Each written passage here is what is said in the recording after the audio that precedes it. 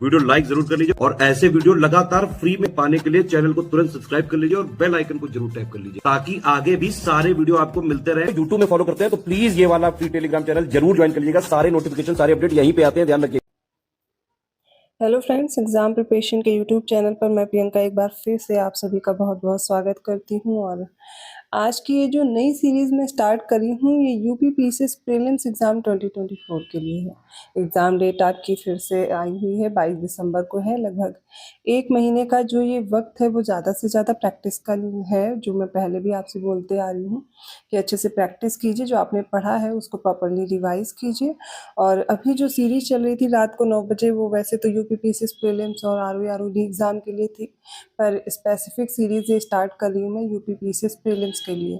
पर इसका मतलब ये नहीं है कि आरओई एग्ज़ाम वाले मुझसे कहेंगे कि मैम आपने वो सीरीज़ रोक दी, वो भी कंटिन्यू रहेगी। बट अभी एक मंथ ये इसके लिए हम लोग फोकस करते हैं और वो भी सीरीज़ में कंटिन्यू रखूँगी। अगर आप न्यू हैं इस चैनल पर तो डेली रात को 9 बजे प्रैक्टिस सीरीज़ आपको देखने को मिलेगी।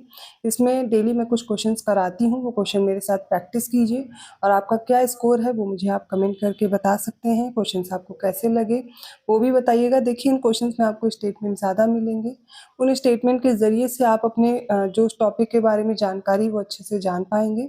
और ये अब प्रश्न की प्रकृति भी ऐसी है कि स्टेटमेंट ज़्यादा होते हैं क्वेश्चंस में, 2 से 3 स्टेटमेंट आपको देखने को मिल रहे हैं।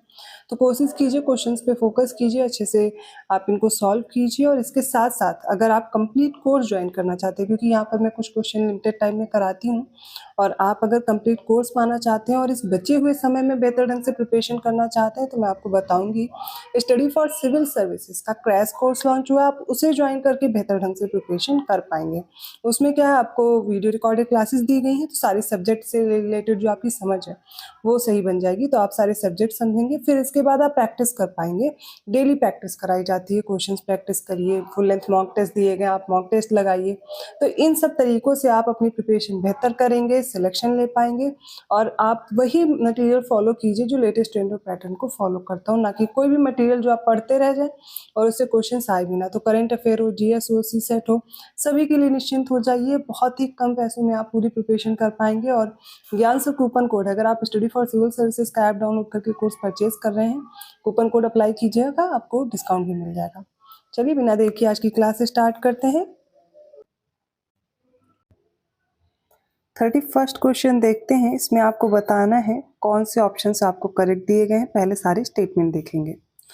पहला स्टेटमेंट है, वायसराय लिनलिथिगो के शासनकाल के दौरान ये जो अगस्त प्रस्ताव है 8 अगस्त 1940 को पारित किया गया था। तो अगस्त प्रस्ताव के बारे में आपको पता होना चाहिए। सेकंड है, प्रथम गोलमेज सम्मेलन का आयोजन 12 नवंबर 1930 को प्रधानमंत्री मैकडॉनल्ड की अध्यक्षता में लंदन में किया गया था। तीनों गोलमेज सम्मेलन आपको पता होना चाहिए, डेट क्रोनोलॉजिकल ऑर्डर में लगाने के लिए आती है। 23 मार्च 1940 को मुस्लिम लीग के लाहौर अधिवेशन में पाकिस्तान की मांग की गई थी। बताइए कौन से स्टेटमेंट करेक्ट है, अपना आंसर चूज कर लीजिए। राइट आंसर होगा ऑप्शन सी, मतलब तीनों स्टेटमेंट करेक्ट हैं। तो अब से याद रहेगा अगस्त प्रस्ताव कब आया, लिनलिथिगो के समय पर, ठीक है। और इसका समय क्या था, तो 8 अगस्त 1940। गोलमेज सम्मेलन तीनों याद होना चाहिए। पहला गोलमेज सम्मेलन हुआ 12 नवंबर 1930 को, और किसकी अध्यक्षता में हुआ था, तो प्रधानमंत्री थे उस समय मैकडॉनल्ड, इनकी अध्यक्षता में हुआ था लंदन में। और जो मुस्लिम लीग है इसके जो लाहौर अधिवेशन में पाकिस्तान की मांग की गई थी वो 23 मार्च 1940 को की गई थी। तो अगला प्रश्न मैं आपको दे देती हूँ कि लाहौर अधिवेशन की अध्यक्षता किसने की थी। अगर आपको पता है तो कमेंट करके जरूर बताइएगा। तो 32वां प्रश्न है, 2 कथन दिए गए, एक कथन है दूसरा उसका कारण है, और बताइए कौन सा उत्तर सही होगा। कथन देखिए, उत्तर भारत में, वैसे तो ये ज्योग्राफी का क्वेश्चन है, इसमें आ गया है तो डिस्कस कर लेते हैं, ठीक है। तो उत्तर भारत में वर्षा की मात्रा जो है पूर्व से पश्चिम की ओर घटती जाती है। अब इसका कारण दिया गया क्योंकि बंगाल की खाड़ी से मानसून सबसे पहले उत्तर पूर्व में भारत में प्रवेश करता है। बताइए कौन सा कथन सही है। राइट आंसर होगा ऑप्शन ए, मतलब कथन और कारण दोनों सही हैं, और कारण जो है कथन की सही व्याख्या करता है। मान लीजिए ये है, एक मिनट, ये है इंडिया, ठीक है। तो आपको पता है साउथ वेस्ट मानसून ऐसे एंटर करता है, ठीक है, ये ब्रांच, और एक ब्रांच आप देखेंगे ये प्रवेश करती है, ठीक है। और जो बंगाल की खाड़ी से मानसून सबसे पहले एंटर करता है, ये वाला, ये, ठीक है। तो ये सबसे पहले उत्तर, ये वाला जो है ना पूर्व से पश्चिम की ओर यहाँ पर बारिश करेगा। तभी तो आपको पता है मेघालय वाला जो क्षेत्र है, यहाँ पर मासिनराम, चेरापूंजी, इन सब क्षेत्रों में बहुत ज़्यादा बारिश होती है, क्योंकि यहीं पर क्या होता है, सबसे ज़्यादा बारिश की मात्रा रहती।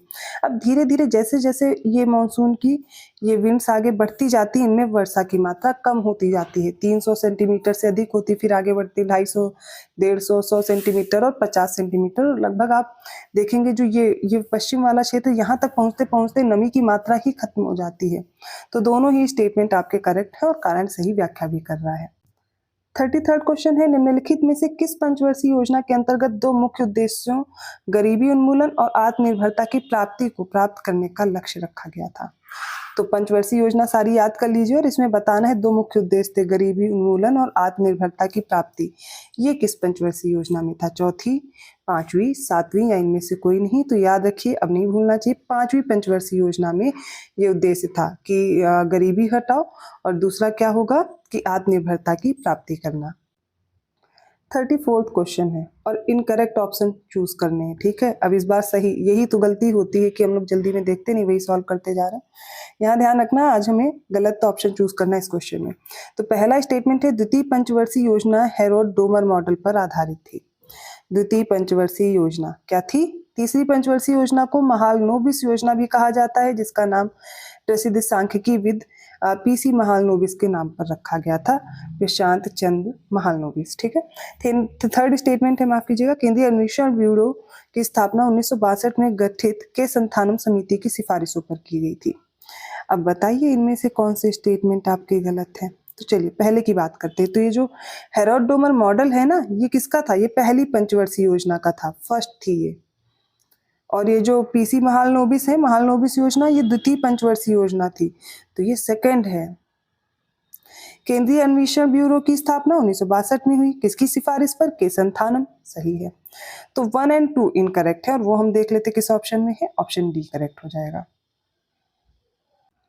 35th क्वेश्चन है, निम्नलिखित में से सही विकल्प चुनना है, ठीक है। कुछ क्वेश्चंस इसमें बीच में ज्योग्राफी के आ रहे हैं और हिस्ट्री के साथ साथ, क्योंकि ये फुल सेट है तो हम लोग बीच में अभी हिस्ट्री के लगभग काफी क्वेश्चन सॉल्व कर चुके हैं, आगे बढ़ते रहेंगे तो अब आपके मिक्स क्वेश्चंस आते रहेंगे, ज्योग्राफी, फिर इकोनॉमिक्स, एग्रीकल्चर सब आएगा, ठीक है।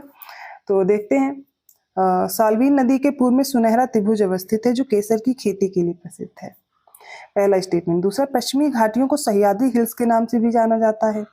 थर्ड, कार्डमम पर्वत श्रृंखला केरल और तमिलनाडु राज्य में फैली हुई है। बताना है कौन सा स्टेटमेंट करेक्ट है।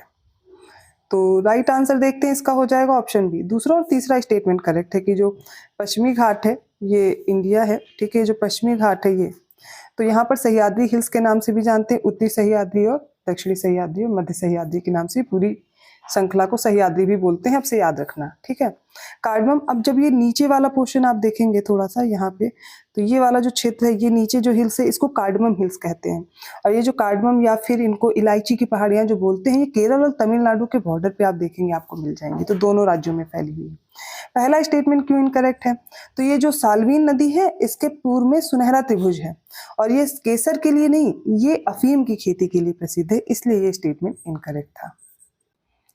36 क्वेश्चन है, जो नवीनतम अद्यतित कृषि डेटा है 2023 का, ये 2023 का है, जो चेंजेस होंगे वो मैं आगे आपको करवाऊंगी लेटेस्ट डेटा। तो इसमें सही विकल्प चुनना है कि आंध्र प्रदेश भारत का सबसे बड़ा रागी उत्पादक राज्य है, पश्चिम बंगाल भारत का सबसे बड़ा चावल उत्पादक राज्य है, कर्नाटक भारत का सबसे बड़ा रेशम उत्पादक राज्य है। कौन से स्टेटमेंट इसमें से करेक्ट है? आपको आंसर पता होगा, अपना चूज कर लिया होगा और इसका राइट आंसर ऑप्शन बी। रागी के उत्पादन में जो सबसे अग्रणी राज्य है उसका नाम है कर्नाटक, ना कि आंध्र प्रदेश, तो यहाँ पर कर्नाटक होगा। पश्चिम बंगाल चावल में अग्रणी है, सही है। कर्नाटक रेशम उत्पादन में अग्रणी है, ये भी सही है। 37th क्वेश्चन है, नवीनतम अद्यतित खनिज डेटा 2023 के संदर्भ में गलत विकल्प चुने। देखिए कोई कमेंट करके मतलब ये परेशान मत होइएगा कि मैम अभी आप नया नहीं करा रही, पुराना हो गया, ये डेटा वो डेटा कोई चेंज है। तो इनसे बस आप ये सीख रहे हैं कि आपको कैसे क्वेश्चन एग्जाम में पूछे जाएंगे। अगर पिछला डेटा है और उसमें कुछ चेंजेस होंगे, वो मैं अभी एग्जाम टाइम में आपके सब करवा दूंगी, पूरा एग्रीकल्चर डेटा और मिनरल डेटा कराऊंगी, तो बिल्कुल भी परेशान मत होइएगा। भारत में एस्बेस्टस का जो सर्वाधिक भंडार है वो राजस्थान में है, पहला ऑप्शन है। सेकंड है, भारत में बॉक्साइट का सर्वाधिक भंडार उड़ीसा में है। सी, भारत में कोयला का सर्वाधिक भंडार झारखंड में है। और ऑप्शन डी इनमें से कोई नहीं। बताइए कौन सा ऑप्शन करेक्ट है। तो 37 क्वेश्चन का राइट आंसर है ऑप्शन डी। कोई भी कथन गलत नहीं, मतलब एस्बेस्टस में राजस्थान हो जाएगा अग्रणी, और भारत में बॉक्साइट का सर्वाधिक जो रिजर्व है, हाईएस्ट रिजर्व्स हैं, वो उड़ीसा में है। और जो कोयला है इसका सर्वाधिक रिजर्व आपको कहाँ मिलेगा, झारखंड में। 38 क्वेश्चन है, नवीनतम अद्यतित कृषि डेटा के संबंध में सही विकल्प चुने। मसालों के उत्पादन में कर्नाटक है फर्स्ट प्लेस पे, सोयाबीन में एमपी, सूरजमुखी में कर्नाटक, या फिर ऑप्शन डी है सारे सही। तो यहाँ पर जो सही विकल्प है वो हो जाएगा ऑप्शन सी, सूरजमुखी में कर्नाटक फर्स्ट प्लेस पे है, सोयाबीन में महाराष्ट्र है, और मसालों में एमपी है। ठीक है, यहाँ पे एमपी होगा और सोयाबीन में आपको महाराष्ट्र याद रखना है। 39 क्वेश्चन में देखते हैं, ऑप्शन ए है, विश्व में सर्वाधिक सोने का भंडार चीन में है। ऑस्ट्रेलिया विश्व का सबसे बड़ा सोना उत्पादक देश है। और भारत में कर्नाटक में सोने के सर्वाधिक भंडार हैं। ऑप्शन डी है, सारे स्टेटमेंट करेक्ट है। अपना आंसर देख लीजिए। तो सबसे ज्यादा सोने के भंडार कहाँ है, चीन में नहीं है, ऑस्ट्रेलिया में है। और चीन विश्व का सबसे बड़ा सोना उत्पादक राज्य है, तो बस ये भी गलत हो गया। भारत में कर्नाटक में सबसे ज्यादा सोने के भंडार पाए जाते हैं, ये सही है, ऑप्शन सी करेक्ट होगा। अब अगर आप यूपीपीएससी का एग्जाम देने जा रहे हो, अगर ये टॉपिक नहीं तैयार है तो फिर आपकी बहुत बड़ी गलती है। अब ऐसा क्यों मैं कह रही हूँ, क्योंकि ग्रासलैंड से क्वेश्चन पूछे जाते हैं। ठीक है, तभी ट्रॉपिकल ग्रासलैंड के बारे में पूछा गया। निम्नलिखित में से कौन से घास के मैदान उष्ण कटिबंधीय घास के मैदानों की श्रेणी में नहीं आते हैं। यहाँ पर अब नहीं भी देख लीजिएगा, यही रह जाते, does not come under the category of tropical grassland. Pampas, Llanos, compose या फिर सवाना। ठीक है, तो इसका राइट आंसर क्या होगा, ऑप्शन ए, पंपास नहीं आते। पंपास कैसे हैं, पंपास जो है ये अर्जेंटीना में पाए जाते हैं, टेम्परेट ग्रासलैंड है। कौन से हैं, टेम्परेट हैं। तो टेम्परेट या शीतोष्ण कटिबंधी जिन्हें आप बोलते हैं, शीत कटिबंधी पंपास घास के मैदान हो जाएंगे, अर्जेंटीना में पाए जाते हैं। अब ये लानोस कहाँ मिलेंगे, लानोस है वेनेजुएला में, लानोस वेनेजुएला, दोनों में वेनेजुएला और लानोस आ रहा है, किसी तरह याद कर लीजिए। कंपोज कहाँ मिलेंगे, देखिए कंपोज मिलेंगे ब्राजील में। ठीक है, और जो सवाना है ये पूर्वी अफ्रीका क्षेत्र में पाए जाते हैं। और ये सारे के सारे कैसे हैं, उष्ण कटिबंधीय घास के मैदान हैं। 41 क्वेश्चन है, अब इसमें भी एग्रीकल्चर डेटा के अकॉर्डिंग पूछा गया, गलत विकल्प कौन सा है। भारत में शुद्ध सिंचित क्षेत्र जो है, नेट इरिगेटेड एरिया, वो 71.6 मिलियन हेक्टेयर है। बी ऑप्शन है, देश में शुद्ध बोए गए क्षेत्र पर शुद्ध सिंचित क्षेत्र का प्रतिशत 51.35% है। सी, आर्थिक सर्वेक्षण 2021-22 के अनुसार भारत का जो शुद्ध बोया गया क्षेत्र है वो 156.8 मिलियन हेक्टेयर था। ऑप्शन डी इनमें से कोई भी कथन गलत नहीं है। इसका राइट आंसर होगा ऑप्शन डी, कोई भी गलत नहीं है। मतलब आपको तीनों स्टेटमेंट याद करने हैं। जो नेट इरिगेटेड एरिया है इंडिया का वो कितना है, 71.6 मिलियन हेक्टेयर। और जो शुद्ध बोए गए क्षेत्र पर बात की जाए शुद्ध सिंचित क्षेत्र की, तो वो हो जाएगा 51.35%। और भारत का जो शुद्ध बोया गया क्षेत्र है वो कितना था, 156.8 मिलियन हेक्टेयर था। 43rd क्वेश्चन है, सिक्किम, अरुणाचल प्रदेश, असम, त्रिपुरा और मिजोरम द्वारा कोपेन द्वारा वर्गीकृत निम्नलिखित में से किस कोड के अंतर्गत ये आते हैं, ईटी, CWG, ई या DFC। ठीक है, तो कोपेन का जो क्लाइमेट क्लासिफिकेशन है वो आपको याद होना चाहिए, वर्ल्ड के रिस्पेक्ट में भी और इंडिया के रिस्पेक्ट में भी। अब सिक्किम, अरुणाचल प्रदेश, असम और त्रिपुरा के बारे में पूछा गया है, तो इनका कोड क्या होगा कोपेन के अनुसार, ये हो जाएगा DFC। ठीक है, ई किसका है, तो ई है जम्मू कश्मीर वाला जो क्षेत्र है, ऊंचे पर्वतीय क्षेत्र है जहाँ बर्फ जमी रहती है, हिमाचल प्रदेश और उत्तराखंड वाला। CWG किसका है, थार मरुस्थल वाला CWG। ठीक है, ET किसका है, तो ET हो जाएगा लद्दाख, कश्मीर, हिमाचल प्रदेश, उत्तराखंड जो अधिक ऊंचाई वाले क्षेत्र हैं। ठीक है, तो E और ET याद रखिएगा कहाँ पर हो जाएंगे, लद्दाख, जम्मू कश्मीर वाला क्षेत्र। ठीक है, ये याद रहेगा आपको। चलिए आगे बढ़ते हैं। बीच में कुछ 1-2 क्वेश्चन मैंने स्किप कर दिए हैं, मतलब अगर बीच में हो रहे हैं तो आप सीरियल से बस क्वेश्चन नंबर देखते चलिएगा। कोई डाउट है तो क्वेश्चन नंबर डाल के पूछ लीजिएगा, क्योंकि जैसे वो क्वेश्चन आपके एग्जाम में नहीं पूछे जा सकते तो वो मैंने हटा दिए हैं। हम लोग इस समय वही क्वेश्चन सॉल्व कर रहे हैं जिनके ज़्यादा से ज़्यादा चांसेस हैं आपके एग्जाम में पूछे जाने की। तो 44th क्वेश्चन क्या है, सही विकल्प चुनना है। सारे स्टेटमेंट देखिए। 13 दिसंबर 1946 को जवाहरलाल नेहरू ने विधानसभा में ऐतिहासिक प्रस्ताव जो कि उद्देश्य प्रस्ताव था, ठीक है। तो ऑब्जेक्टिव रिजोल्यूशन इसमें पेश किया था, ठीक है, माफ कीजिएगा। तो ये पहला स्टेटमेंट करेक्ट है। सेकंड है, संविधान को 11वें सत्र के अंतिम दिन 26 नवंबर 1949 को अपनाया गया था, सही है। तो 11वां सत्र आपको पता है 26 नवंबर 1949 को अपनाया गया था। तीसरा है, संविधान में कई बड़े परिवर्तन करने वाला जो 44वां संशोधन अधिनियम है, इसको मिनी कॉन्स्टिट्यूशन के नाम से जानते हैं। क्या ये सही है? ये गलत हो जाएगा, क्योंकि मिनी कॉन्स्टिट्यूशन बोलते हैं 42nd अमेंडमेंट को, जो कि 1976 में हुआ था, ना कि 44th। तो राइट आंसर क्या होगा? ऑप्शन डी 1 और 2 करेक्ट है। 45th क्वेश्चन है, सही विकल्प चुनना है। पहला स्टेटमेंट है, आर्टिकल 79 के अनुसार संघ के लिए एक संसद होगी जिसमें राष्ट्रपति और 2 सदन होंगे जिनका नाम होगा राज्यसभा और लोकसभा, ठीक। पहला स्टेटमेंट करेक्ट है। दूसरा देखते हैं, आर्टिकल 169 अब दिया गया है, ये विधान परिषद की स्थापना और उन्मूलन से संबंधित है। क्या ये सही है? और इसका जो अधिकार है, इसकी स्थापना और उन्मूलन का अधिकार है, वो संसद के पास है। तो ये दोनों स्टेटमेंट करेक्ट हैं। आर्टिकल 169 और 79 अब नहीं भूलेगा, 79 संसद से रिलेटेड है और इसमें बताया गया जो संसद है वो राष्ट्रपति और राज्यसभा और लोकसभा से मिलकर के बनेगी, करेक्ट।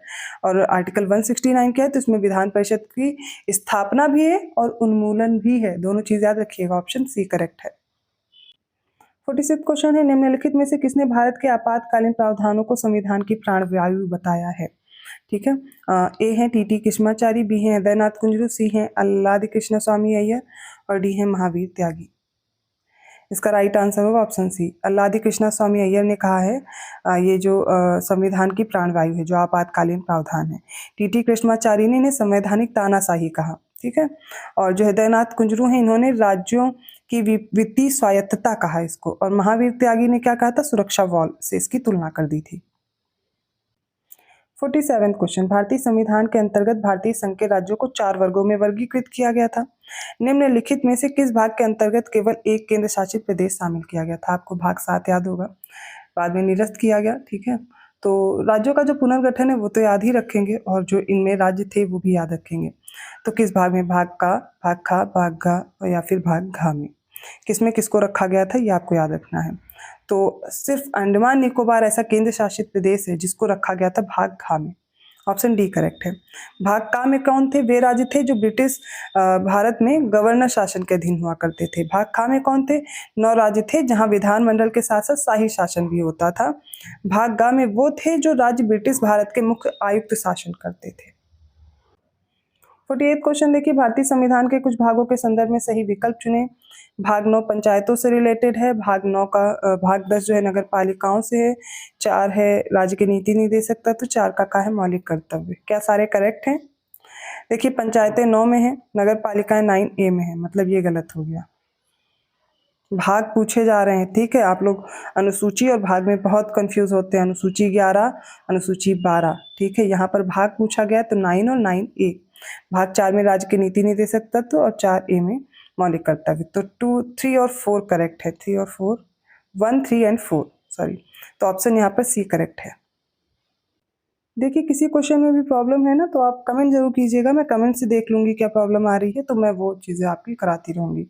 49 क्वेश्चन देखिए, सही विकल्प चुनना है। आर्टिकल 26 धार्मिक कार्यों की प्रबंध की स्वतंत्रता, आर्टिकल 24 कारखानों में बाल श्रम आदि का निषेध, आर्टिकल 40 ग्राम पंचायतों का संगठन, आर्टिकल 44 नागरिकों के लिए एक समान सिविल संहिता। देखिए, फंडामेंटल राइट्स तो भूलने ही नहीं है किसी हाल में, बहुत अच्छे से मैंने कराया हुआ। अगर आप रिवीजन करना चाहते हैं कमेंट करके बताइएगा, मैं दोपहर वाली क्लास में फिर से करा दूंगी, लेकिन इनको नहीं भूलना, प्रश्न आएगा, हर हाल में आएगा। तो आर्टिकल 26 धार्मिक कार्यों की स्वतंत्रता है, प्रबंध की स्वतंत्रता, सही है। आर्टिकल 24 कारखानों में बाल श्रम आदि का निषेध है, सही है।